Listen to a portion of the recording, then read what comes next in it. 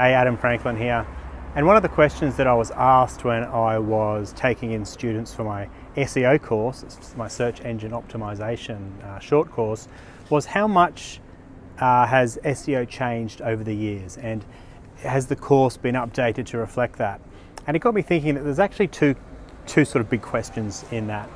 The first is, have the algorithm updates had an impact on the fundamentals of SEO?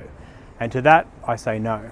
The fundamentals of SEO have always been about having good quality content that people are searching for, and then having a high authority site so that Google knows that you have the authority to rank on the first page or the first position on Google. So in that respect, not much has changed, and the course has stayed very similar because of that. That said, if you, that's what I teach. It's the fundamental stuff that doesn't change. It's not about gaming the system and working around and trying to trick Google based on what the algorithm says, or what we think the algorithm says.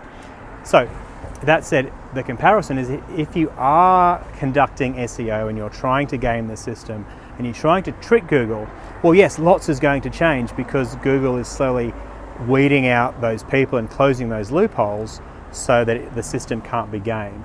Now, that's called black hat. That's trying to trick Google. To me, that's bad. That's never going to work. You're going to get blacklisted. So if that's the way you're doing it, yes, lots has changed and it's going to continue to change.